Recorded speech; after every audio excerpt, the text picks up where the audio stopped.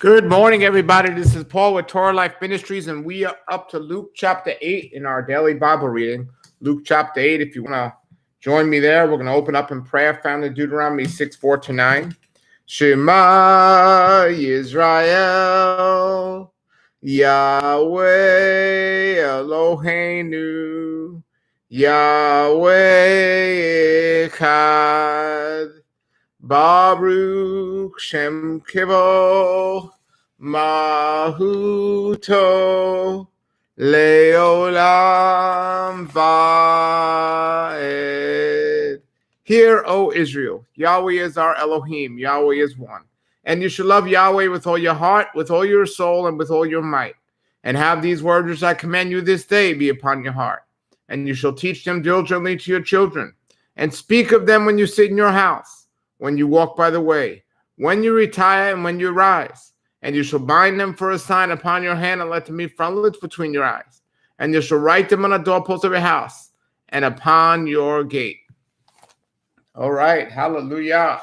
So we are up to Matthew 8. We start off, it says in verse 1. Soon after Yeshua began a tour of a nearby town, and all these towns and villages, preaching and announcing the good news about the kingdom. He took his 12 disciples with him. And it says here in the Hebraic root scriptures, Christianity today has replaced the message of Yeshua about the kingdom of Yahweh, but we can clearly see that this was the message Yeshua always preached. Exactly. And this is the heart that he had to get this message out. Verse 2 says, along with some women who had been cured of evil spirits and diseases. Among them were Mary Magdalene, from whom he had cast out 7 demons. Joanna, a wife of Chuza, Herod's business manager. Susanna, and many others who were contributing from their own resources to support Yeshua and his disciples. And the note here says, Yeshua lifted women up from the degeneration of servitude to the joy of fellowship and service. In Yeshua's culture, women were not supposed to learn from rabbis. By allowing these women to travel with him, Yeshua was showing that all people are equal under Yahweh. These women supported Yeshua's ministry with their own money. They owed a great deal to him because he had driven demons out of some and had healed others. Here we catch a glimpse of the few of the people behind the scenes in Yeshua's ministry. The ministry of those in the foreground is supported by those whose work is less visible but essential. Offer your resources to Yahweh, whether or not you will be on the center stage. And then verse 4 reads, one day Yeshua told a story in the form of a parable to a large crowd that had gathered from many towns to hear him. And the note here says, Yeshua often communicated through spiritual truth through short stories called parables. These stories describe a familiar object or situation and gave it a startling new twist. By linking the known with the hidden and forcing listeners to think, parables can point to spiritual truths. A parable compels listeners to discover the truth for themselves, and it conceals the truth from those too lazy, too dull to understand. In reading Yeshua's parables, we must be careful not to read too much into them. Most have only one point and one meaning. And then verse 5, it says, as we begin this parable, a farmer went out to plant seed. As he scattered it across the field, some seed fell on a footpath where it was stepped on, and the birds and the birds ate it.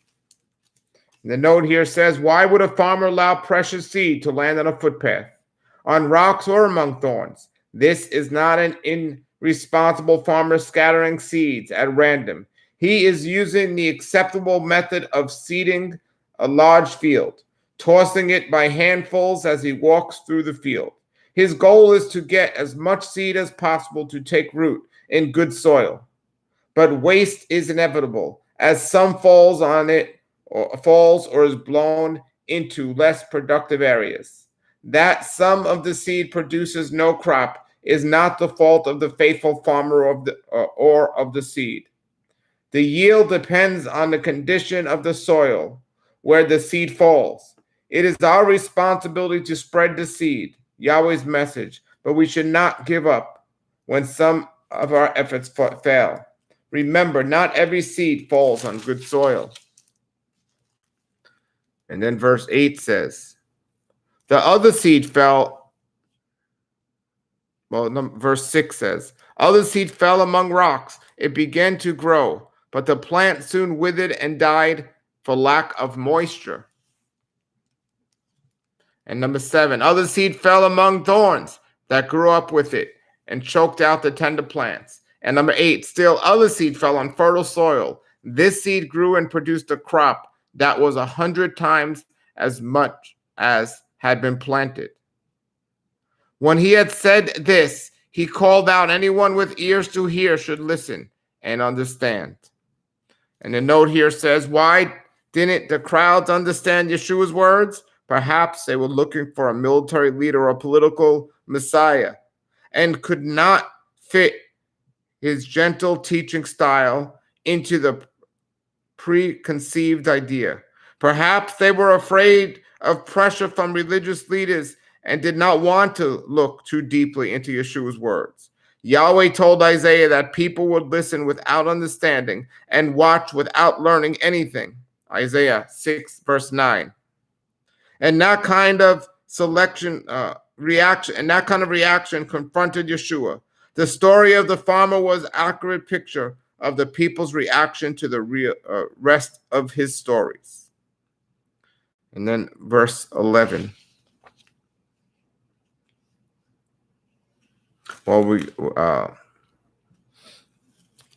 Let's go back and read again as it says here.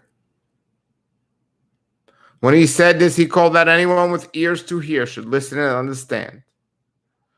In verse 9, the disciples asked him what this parable meant, and he replied, you are permitted to understand the secrets of the kingdom of Yahweh, but I use parables to teach to others so that the scriptures might be fulfilled. When they look, they won't really see, and when they hear, they won't really understand. This is the meaning of the parable, and this is verse 11. The seed is Yahweh's word. The seeds that fell on the footpath represent those who hear the message, only to have the devil come and take it away from their hearts and prevent them from believing and being saved. The seeds on the rocky soil represent those who hear the message and receive it with joy, but since they don't have deep roots, they believe for a while, then they fall away when they face temptation. 14. The seed that fell among the thorns represent those who hear the message, but all too quickly the message is crowded out by the cares and riches and pleasures of this life. And so they never grow into maturity. And then 15, and the seeds that fell on the good soil represent honest, good-hearted people who hear Yahweh's word, cling to it, and patiently produce a huge harvest. And 16, the notes here says, for 11 to 15, footpath people, like many of the religious leaders, refuse to believe Yahweh's message. Rocky soil, people like many in the crowds who followed Yeshua believe his message, but never get around to doing anything about it. And thorn patch people overcome the worries and the law of materialism, leave no room in their lives for Yahweh. Good soil people, in contrast to the other groups, follow Yeshua no matter what the cost. Which type of soil are you? So that was from 11 to 15, and the notes from 11 to 15. Now verse 16 says, No one lights a lamp and then covers it with a bowl or hides it under a bed. A lamp is placed on a stand where its light can be seen by all who enter the house. Verse 17, for all that is secret will eventually be brought into the open, and everything that is concealed will be brought to light and made known to all. The note says, when the light of the truth about Yeshua illuminates us, we have the duty to shine the light to help others. Our witness for Yeshua should be public, not hidden. We should not keep the benefits for ourselves alone, but pass them on to others. In order to be helpful, we need to be well placed. Seek opportunities to shine your light when unbelievers need help to see. Hallelujah. Hallelujah. Verse 18. So pay attention to how you hear. To those who listen to my teaching, more understanding will be given. But for those who are not listening, even what they think they understand will be taken away from them. And the note here says, applying Yahweh's word helps us grow. This is a principle of growth in physical, mental, and spiritual life. For example, a muscle when exercised will grow stronger, but an unused muscle will grow weak and flabby. If you are not growing stronger, you are growing weaker. It is impossible for you to stand still. However, you are using what Yahweh has taught you. How are you using what Yahweh has taught you? The note for verse 17 here in the One Newman Bible says, with the emphasis on what has been known, this means that all spiritual mysteries will be revealed. These are the things pertaining to the second coming and the end times. With many variations and expectations floating around, it also refers to disobedience and sinful behavior that will be exposed on Judgment Day.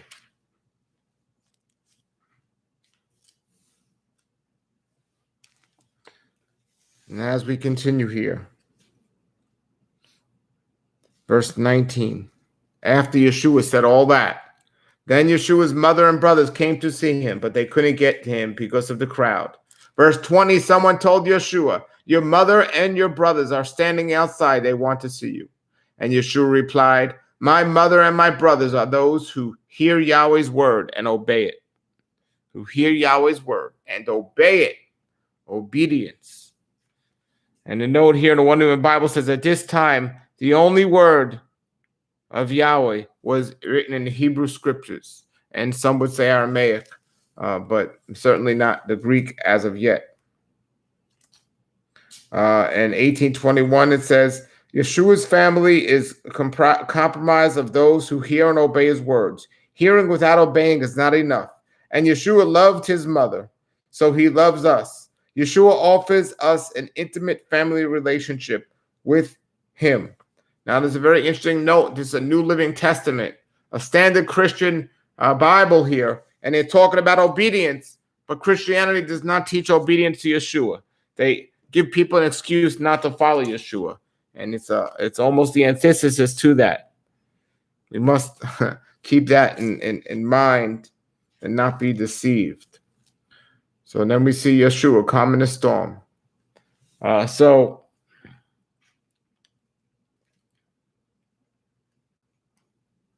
we read verse 22. One day Yeshua said to his disciples, let's cross to the other side of the lake. So they got into a boat and started out.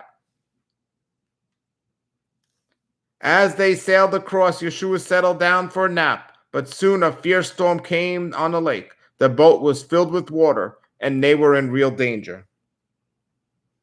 And for 23, it says here, the Sea of Galilee, actually a large lake, is even today the scene of fierce storms, sometimes with waves as high as 20 feet. Yeshua's disciples were not frightening without cause. Even though several of them were expert fishermen and knew how to handle a boat, their peril was real. In verse 24, it says, verse 24 says, the disciples went and woke up shouting, Master, Master, we're going down. we're going to drown. They said, Master, Master, we're going to drown. When Yeshua woke up, he rebuked the wind and the raging waves. Suddenly, the storm stopped and all was calm. Then he asked them, where is your faith? The disciples were terrified and amazed. Who is this man? They asked each other.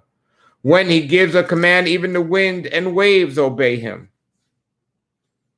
And it says here, when caught in storms of life, it's easy to think that Yahweh has lost control and that we are at mercy to the winds of faith.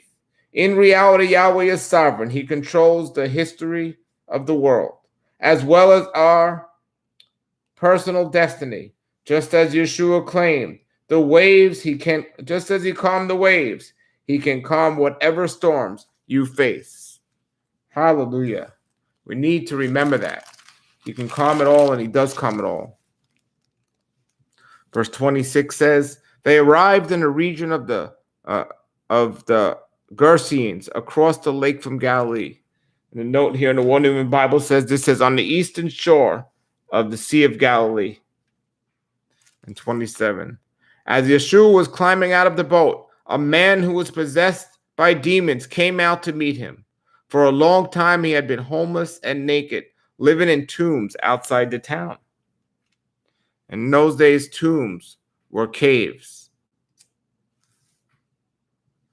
The note says here, the region of the Galileans was a Gentile region south of the Sea of Galilee, location on the 10 towns. These were Greek cities that belonged to no country and were self-governed. Although the Jewish would not have raised, and was self-governing. Although Jewish people would not have raised pigs because of the Jewish religion labeled them unclean, the Gentiles had no such aversion. And then we continue here with 28. It says, as soon as he saw Yeshua, he shrieked and fell down in front of him. Then he screamed, why are you interfering with me, Yeshua, Son of the Most High? Please, I beg you, don't torture me. It says these demons recognized Yeshua's authority immediately. They knew who Yeshua was and his great power could do what it could do to them. Demons, Satan's messengers, are powerful and destructive. Still active today, they're attempted to distort and destroy people's relationship with Yahweh. Demons and demon possession are real. It is vital that believers recognize the power of Satan and the demons, but we shouldn't let curiosity lead us to get involved with demonic forces. Demons are powerless against those who trust in Yeshua. If we resist the devil, he will leave us alone. James 4:7.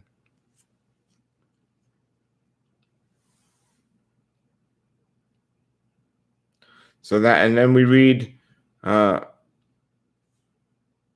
verse 29. Well, 28 says in the Hebrew, in the One New Man Bible, this is another use of the Hebrew idiom, what to you and to me, as used in Yeshua at Canaan in John 2:4. Verse 29. For Yeshua had already commanded the evil spirit to come out of him. The spirit had often taken control of the man. Even when he was placed under guard and put in chains and shackles, he simply broke them and rushed out into the wilderness, completely under the demon's power. And 30. Yeshua demanded, what is your name, Legion? What is your name?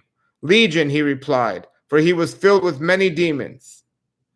And verse 30 says, in Yeshua's day, a legion of full strength was 6,826 men. Verse 31, the demons kept begging Yeshua not to send them to the bottomless pit. The note said the demons begged Yeshua to spare them from the bottomless pit, which is also mentioned in Revelations 9:1 and 21-3, as the place of confinement for Satan and his messengers. For demons, of course, knew all about the place of confinement, as they didn't want to go there. And verse 30, the note says, the demon's name was Legion, A legion was a large unit of Roman army, having in between, and here it says 3,000 to 6,000 soldiers. The man was possessed by not one but many demons. And verse 32 now we read, there had been a large herd of pigs feeding on the hillside nearby, and the demons begged him to let them enter the pigs. So Yeshua gave them permission. Then the demons came out of the man and entered the pigs, and the entire herd plunged down the steep hill into the lake and drowned.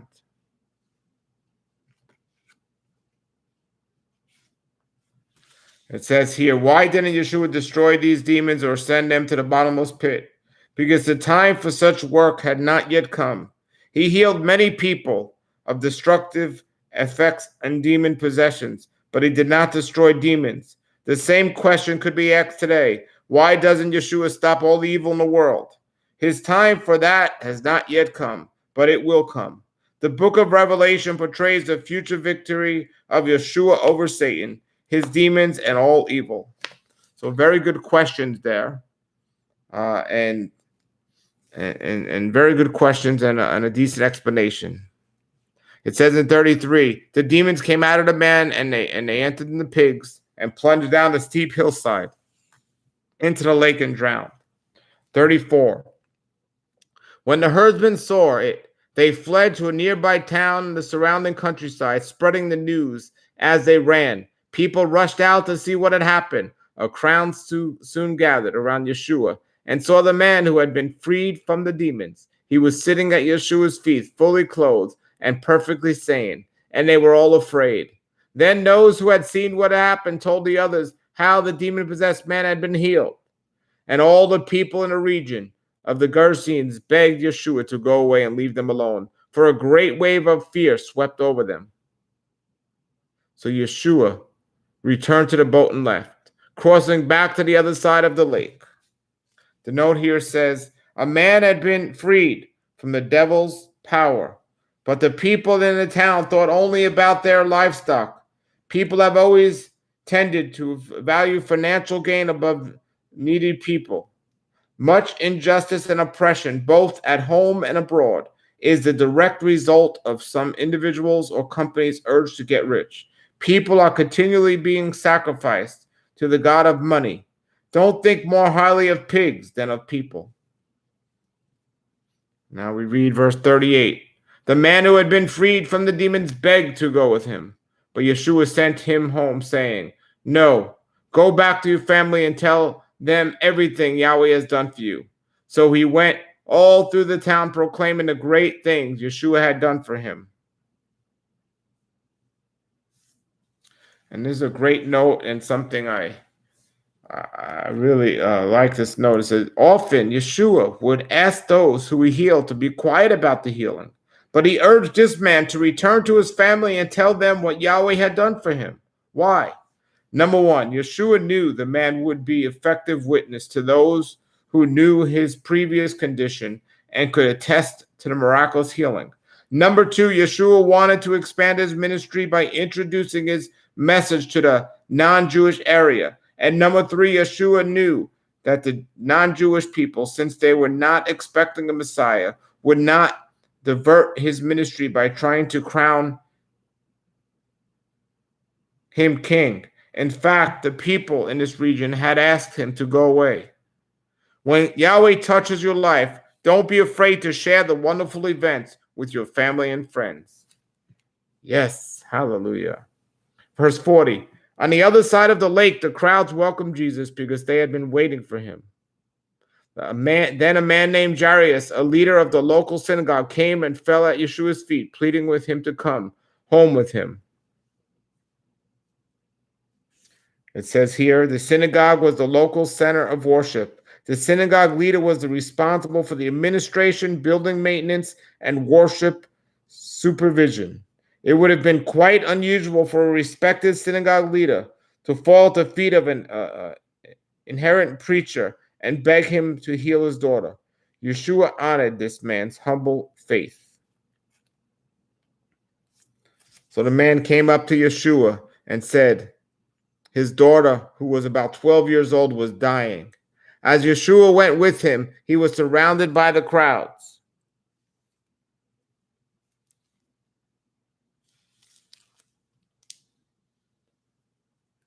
And we see 43. A woman in the crowd had suffered for 12 years with consistent bleeding, and she could find no cure. Coming up behind Yeshua, she touched the fringe of his robe, and immediately the bleeding stopped. Immediately the bleeding stopped. It says here in the note, the fringe called the tazit on the corner of the prayer scroll, representing the commandments and promises of Yahweh. And promises of Yahweh. Now, it's very interesting that the girl that was sick was 12 years old, and Yeshua, this woman that touched him had been bleeding for 12 years. And I saw several teachings putting those things two together while they're mentioned here right together. Very, very interesting. And I won't get into right now all the things that was said about that, but there's a reason why she was 12, and then the woman was 12 years. And he said, "Who touched me?" Yeshua asked in verse 45. Who touched me? Yeshua asked. Everyone denied it, and Peter said, "Master, this whole crowd is pressing up against you." But Yeshua said, "Somebody deliberately touched me, for I felt the healing power go out from me." When the woman realized that she could not stay hidden, she begged and trembled and fell to her knees in front of him. The whole crowd heard her and her explain why she touched him, and she had been immediately healed. "Daughter," he said, "your faith has made you well. Go in peace." Go in peace. And the note here says, many people surrounded Yeshua as he made his way towards Jairus' house. It was virtually impossible to get through the multitude, but one woman fought her way desperately through the crowd in order to touch Yeshua. As soon as she did so, she was healed. What a difference there is between the crowds and the curious about Yeshua and the few who reach out to touch him. Today, many people are familiar with Yeshua, who he is, but nothing in their lives is changing by knowing he is Yahweh's son. It is only faith in Yeshua that releases Yahweh's healing power.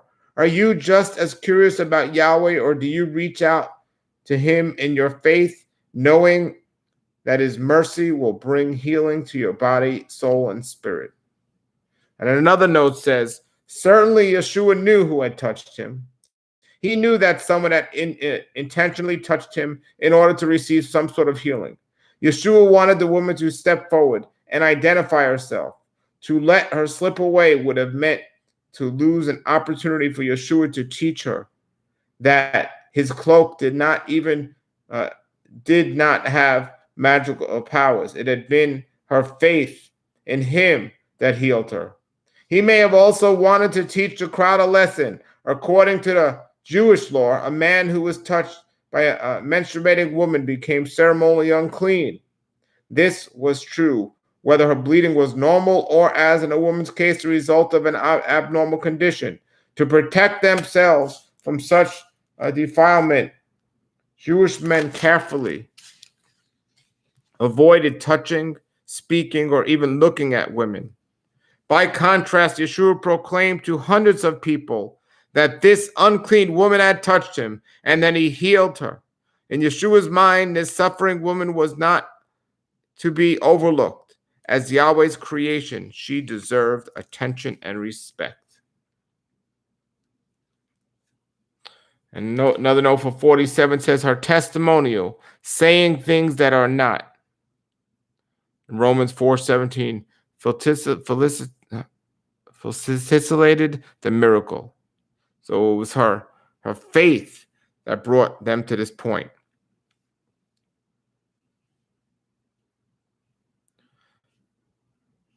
So then we continue with 49. While he was speaking to her, a messenger arrived. Well, daughter, he said, go in your faith, go in peace. You have been healed. And then verse 49, while he was still speaking to her, a messenger arrived from the home of Jairus, the leader of the synagogue. He told him, your daughter is dead. There is no trouble. There is no use troubling the teacher now. But when Yeshua heard what had happened, he said to Jairus, "Don't be afraid. Just have faith, and she will be healed." Now the note here says, anyone with a child can readily put himself or herself emotionally in Jairus' place. His daughter had died while they were on their way home. Luke did not record it, but the poor man probably cried out in grief. Yeshua surely felt the father's very human grief. Yeshua said, "Don't be afraid, just have faith." Again, Luke didn't record Jairus' reaction to these words, but Jairus must have had at least some flicker of hope, because he did complete his mission in bringing Yeshua to his house. When you experience intense grief over the loss of a loved one, breakup of a marriage, loss of a job, rejection of a close friend, don't abandon hope. Don't turn away from one person who can help you. Do what Jairus did. Don't be afraid, just have faith. Your hope is found in the resurrected Messiah, the one with power over life and death.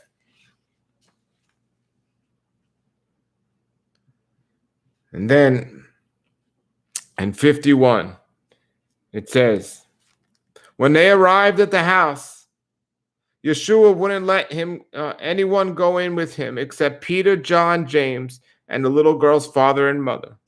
And the note in the One New Bible says this is the first time John is listed before Jacob or before James.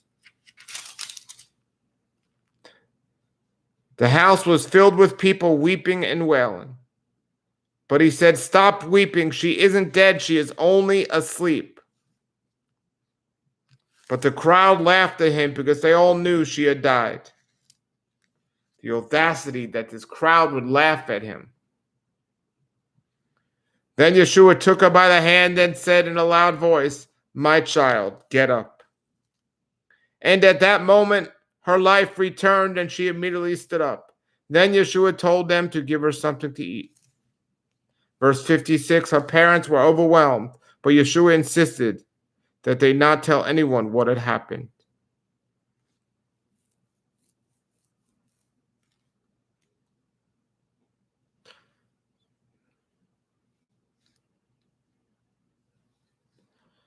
Okay. And it says in 56, the note, Yeshua told the parents not to talk about their daughter's healing because he knew the fact would speak for themselves. Yeshua was concerned for his ministry. He did not want to be known as a miracle worker. He wanted to be people to listen to his words that could heal their broken spiritual lives. Alrighty, that is chapter 8 of the book of Luke. Thank you for joining me and listening to that today. May Yahweh be with you all this day. Keep reading your word and never give up hope in Yeshua. Hallelujah.